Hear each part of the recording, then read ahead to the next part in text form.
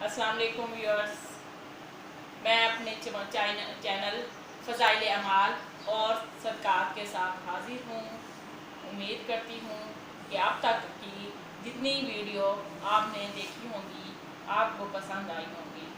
اگر آپ کو میری ویڈیو پسند آئی ہیں تو اس کو سبسکرائب اور شیئر کرنا نہ بھولیں اور لائک کریں۔ بیل آئیکن کا بٹن دبانا مت بھولیں تاکہ آپ زیادہ سے زیادہ ان ویڈیو سے استفادہ حاصل کر سکیں۔ دوستو، آج میں آپ کو جن احادیث کی روشنی کے بارے میں بتاؤں گی وہ نبی اکرم صلی اللہ علیہ وآلہ وسلم اور صحابہ کرام کے متعلق ہے کہ کس طرح زاہد و فکر وہ کیا کرتے تھے اور نبی اکرم صلی اللہ علیہ وآلہ وسلم کو زاہد اور فکر کتنا پسند تھا۔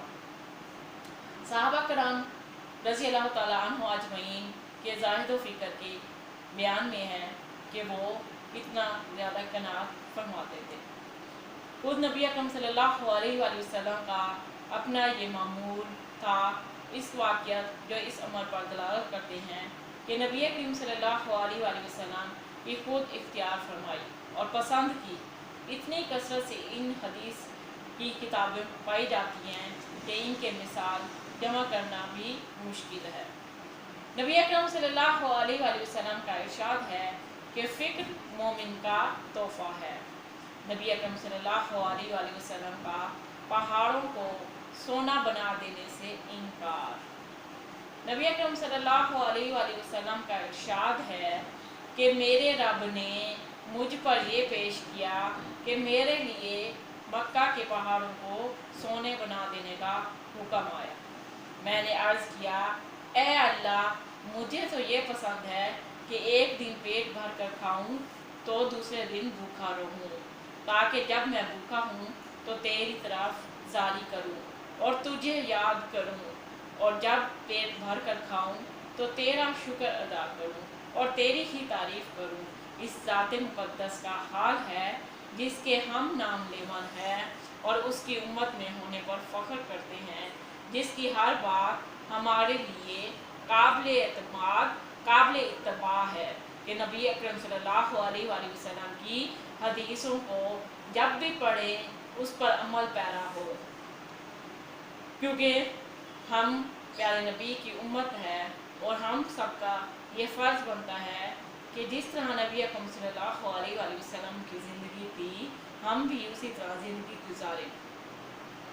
اسی طرح بہت سارے واقعات ہیں جن کا میں آپ کو حضرت عمر کے بارے میں بتاتی ہوں کہ حضرت عمر رضی اللہ تعالیٰ عنہ نبی اکرم صلی اللہ علیہ وآلہ وسلم کے بہت پسندیدہ صحابہ تھے۔ حضرت عمر رضی اللہ تعالیٰ عنہ کے وسعت اور طلب کرنے پر تنبیہ اور نبی اکرم صلی اللہ علیہ وآلہ وسلم کے گزر کی حالات۔ بیویوں کے بعض زیادتیوں پر ایک مرتبہ نبی اکرم صلی اللہ علیہ وآلہ وسلم نے قسم کھا لی تھی کہ 1 مہینے تک میں ان کے پاس نہیں جاؤں گا تاکہ ان کو تنبیہ ہو، اور علیحدہ اوپر ایک حجرے میں قیام فرمایا تھا۔ لوگوں میں یہ شہرت ہو گئی کہ نبی اکرم صلی اللہ علیہ وآلہ وسلم نے سب کو طلاق دے دی۔ حضرت عمر رضی اللہ تعالیٰ عنہ اس وقت اپنے گھر پر تھے۔ جب یہ خبر سنی تو دوڑے ہوئے تشریف لائے۔ مسجد میں دیکھا کہ لوگ متفرق طور پر بیٹھے ہوئے نبی اکرم صلی اللہ علیہ وآلہ وسلم کے رنج اور غصے کی وجہ سے رو رہے ہیں۔ بیویاں بھی سب اپنے اپنے گھروں میں رو رہی ہیں۔ اتنی اپنی بیٹی حضرت حفصہ رضی اللہ تعالیٰ عنہ کے پاس تشریف لے گئے، وہ بھی مکان میں رو رہی تھی۔ فرمایا، اب کیوں رو رہی ہے؟ کیا میں ہمیشہ اس سے ڈرایا نہیں کرتا تھا کہ نبی اکرم صلی اللہ علیہ وآلہ وسلم کی ناراضگی کی کوئی بات نہ کیا کر؟ اس کے بعد مسجد میں تشریف لائے۔ وہاں ایک جماعت منبر کے پاس بیٹھی رو رہی تھی۔ تھوڑی دیر وہاں بیٹھے رہے مگر شدت اور رنج سے بیٹھا نہ گیا۔ نبی اکرم صلی اللہ علیہ وآلہ وسلم جس جگہ تشریف فرما تھے اس کے قریب تشریف لے گئے، اور حضرت رباح رضی اللہ تعالیٰ عنہ ایک غلام کے ذریعے سے جو درباری کے زینہ پر پاؤں لٹکائے بیٹھے تھے اندر حاضری کی اجازت چاہی۔ انہوں نے حاضر خدمت ہو کر حضرت عمر کے لیے اجازت مانگی، مگر نبی اکرم صلی اللہ علیہ وآلہ وسلم نے سکوت فرمائی، کوئی جواب نہ دیا۔ حضرت روا رضی اللہ تعالیٰ عنہ نے آ کر یہی جواب حضرت عمر رضی اللہ عنہ کو دے دیا، میں نے عرض کر دیا تھا مگر کوئی جواب نہیں ملا۔ حضرت عمر رضی اللہ تعالیٰ عنہ مایوس ہو کر ممبر کے پاس آ کر بیٹھے، مگر بیٹھا نہ گیا، تو پھر تھوڑی دیر میں حاضر ہو کر حضرت روا کے ذریعے سے اجازت چاہی۔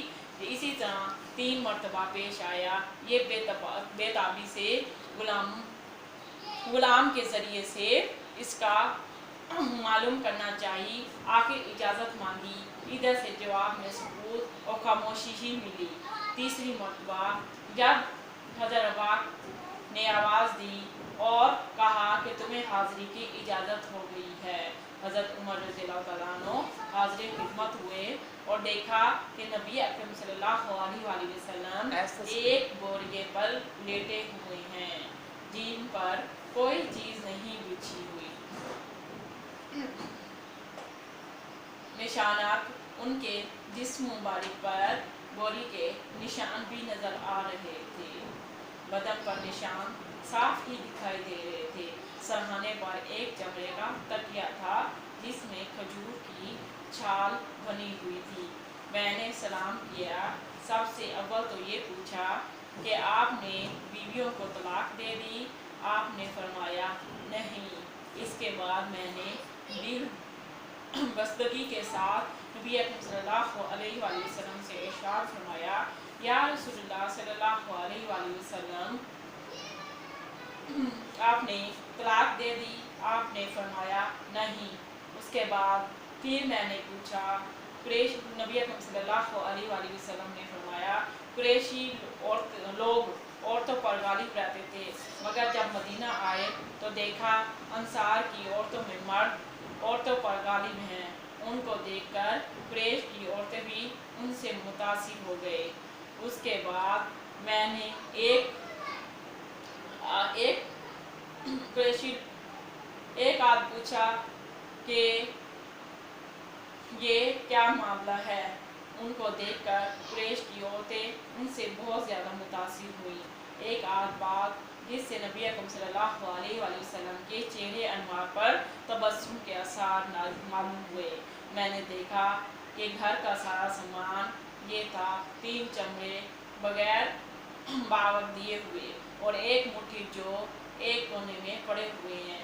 میں نے ادھر ادھر نظر دوڑائی، اس کے علاوہ مجھے کچھ نہ ملا۔ میں دیکھ کر رویا۔ فرمایا کیوں رو رہے ہیں؟ میں نے عرض کیا کہ یا اللہ کے رسول، میں کیوں نہ روؤں؟ یہ بوریوں کے نشانات آپ کے بدن پر پڑے ہوئے ہیں اور گھر کی کل کائنات جو میرے سامنے ہیں۔ پھر میں نے عرض کیا کہ نبی اکرم صلی اللہ علیہ وآلہ وسلم دعا کیجئے آپ کی امت پر وسعت ہو۔